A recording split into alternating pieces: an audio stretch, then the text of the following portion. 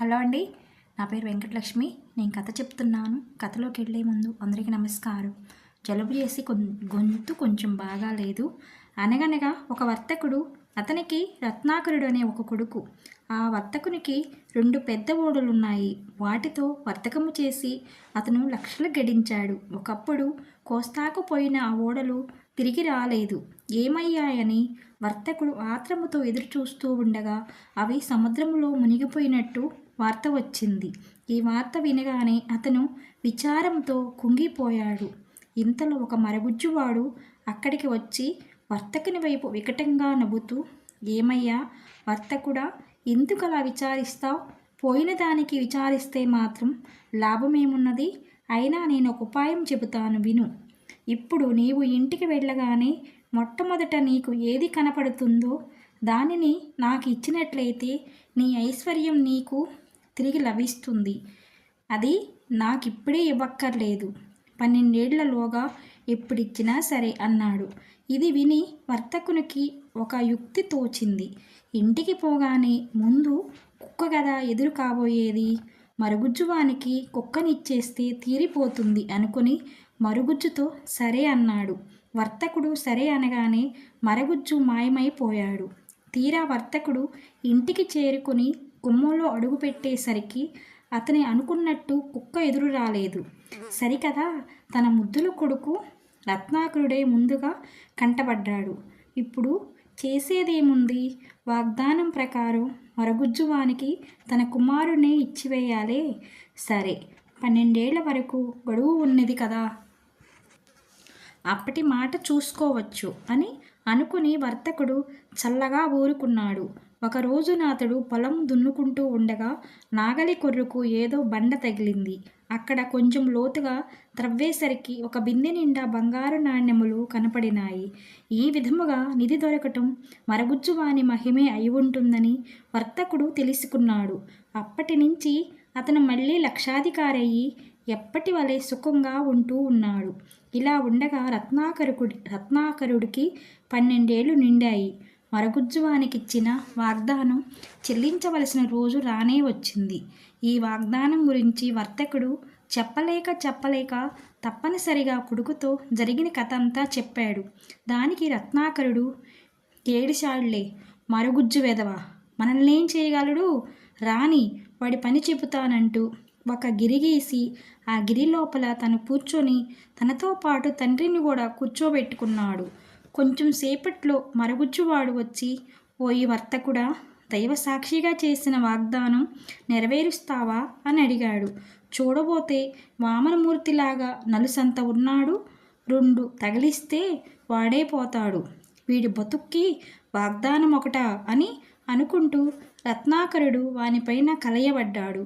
పోట్లాటలో చివరకు రత్నాకరుడే చిత్తయిపోయాడు.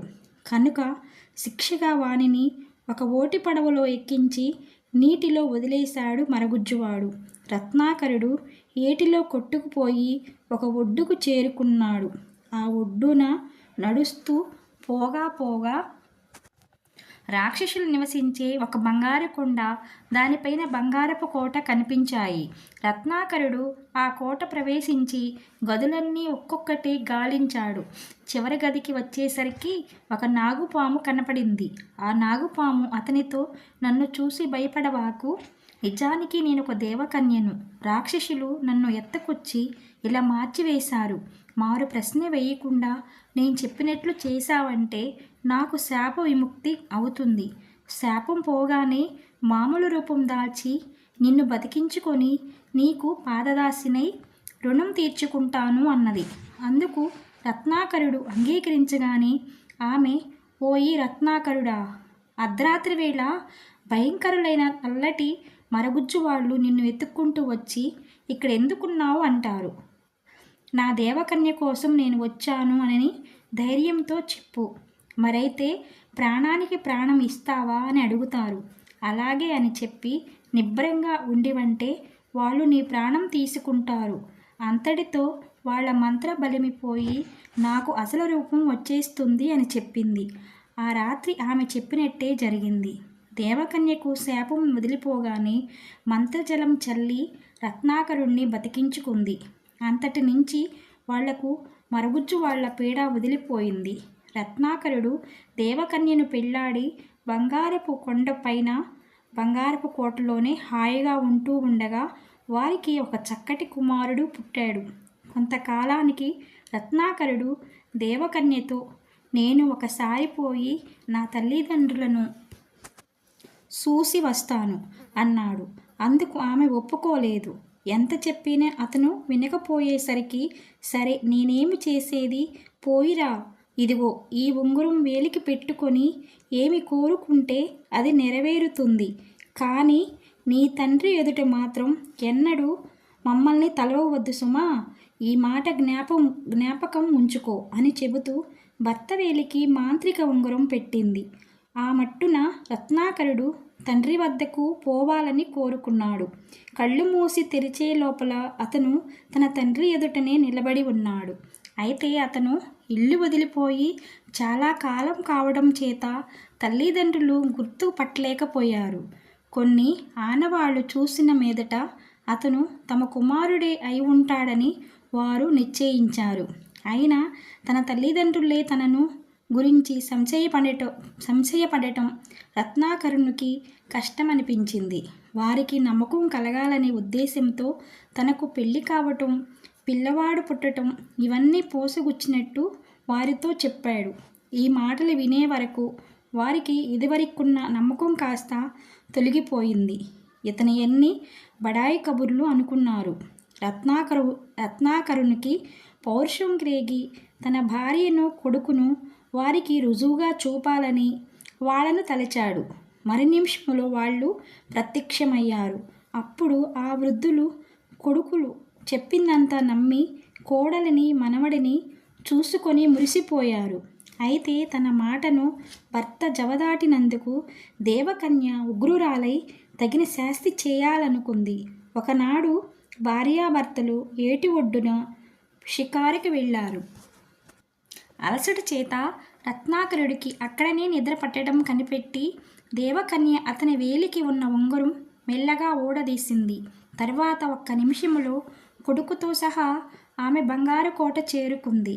కొంతసేపటికి రత్నాకరుడు మెలకు వచ్చి లేచి జరిగిన మోసం గ్రహించుకున్నాడు. కానీ ఉంగరం లేక చేసేదేముంది? తిరిగి రత్నాకరుడు మళ్ళీ మరొక కొండకు వచ్చాడు. ఆ కొండ మీద 3 రాక్షసులు వారి ఆస్తి పంపకం తెగక పోట్లాడుకుంటున్నారు. అటువంటి సమయంలో రత్నాకరుడు కనపడగానే వాళ్ళు బతిమిలాడి అతనిని తీసుకెళ్ళి తీర్పు చెప్పమన్నారు. అయ్యా, ఇవిగో పావుకోళ్ళు, ఇవి తొడుక్కొని తలుసుకున్న చోటికి పోవచ్చు. ఈ ముత్యాల హారం ధరిస్తే మనసులో తలుచుకున్న పని నెరవేరుతుంది. 3వది ఖడ్గం, ఇది ఎవరిని నరికి రమ్మంటే వారిని సంహరిస్తుంది. ఈ 3 వస్తువులు మా ముగ్గురిలో ఎవరికి ఏది చెందవలెనో మధ్యవర్తిగా ఉండి మీరు పంచిపెట్టండి అని కోరారు. అప్పుడు రత్నాకరుడు, సరే బాగానే ఉంది, మీరు చెప్పిన మహిమలు ఈ వస్తువులకు ఉన్నవో లేవో నిజం తెలియనిదే తీర్పు చెప్పడం ఎలాగా, కనుక ముందు నేను స్వయంగా పరీక్ష చేసి చూడాలి అన్నాడు. వాళ్ళందుకు ఒప్పుకున్నారు. రత్నాకరుడు హారం ధరించి ఖడ్గం చేత పుచ్చుకొని పావుకోళ్ళు తొడుక్కొని తలుసుకున్నంతలో అతను బంగారు కొండపైన బంగారు కోట చేరుకున్నాడు. అక్కడ అతనికి బాజా భజంత్రీల సందడి వినపడింది. ఇదేమిటా విడ్డూరమని చూసేసరికి దేశ విదేశాల నుంచి స్వయంవరం కోసమని వచ్చిన రాజకుమారులు దర్బారు మందిరంలో విందుకు కూర్చున్నట్టు తెలియవచ్చింది. రత్నాకరుడు అదృశ్య రూపములో దేవకన్య పక్కనే చేరి ఆమె విందు ఆరగించకుండా ఆటంకం కలిగించేసరికి రాక్షసి మాయలు మళ్ళీ తన మీద ప్రయోగం అవుతున్నాయని కంగారుపడి ఆమె ఆ మట్టునే పడక గదికి పోయి భయంతో ఏడుస్తూ పడిపోయింది. అప్పుడు రత్నాకరుడు మామూలు రూపములో ఆమె కనపడి, నా మీద ప్రేమ చేత నా తండ్రి మరుగుజ్జువానికిచ్చిన వాగ్దానం తప్పిపోయాడు. నన్ను మరచిన నా తల్లిదండ్రులకు ఆనవాళ్లు చూపించటం కోసం నీకిచ్చిన వాగ్దానం నేను తప్పిపోయాను. కానీ నా ప్రాణం అడ్డువేసి రాక్షసి మాయ నుంచి నిన్ను తప్పించినప్పుడు చేసిన వాగ్దానం నువ్వు ఎందుకు తప్పిపోయావో బోధపడటం లేదు అన్నాడు. దేవకన్య తన తప్పిదాన్ని తెలుసుకొని క్షమించమని భర్తను ప్రార్థించింది. ఆ వెంటనే స్వయంవరం ఆగిపోయింది. అప్పటి నుంచి రత్నాకరుడు, దేవకన్య, వారి ముద్దుల కుమారుడు బంగారు కొండ మీద బంగారు కోటలో హాయిగా ఉంటున్నారు. నోటి మాట గాలికి పోయేదే కదా, తప్పిపోతే రాబోయే కష్టమేమిటి అనుకుంటారు చాలామంది. కానీ మానవుని జీవితమంతా మాట మీదనే ఆధారపడి ఉంటుంది. మాట తప్పిపోవటం వల్ల ఇక్కడ వర్తకునికి, రత్నాకరునికి, దేవకన్యకు కూడా ఎటువంటి ప్రమాదాలు వచ్చాయో చూడండి. ఈ కథ మీకు నచ్చినట్లయితే లైక్ చేసి, షేర్ చేసి, సబ్స్క్రైబ్ చేసుకోండి, హైప్ చేయండి.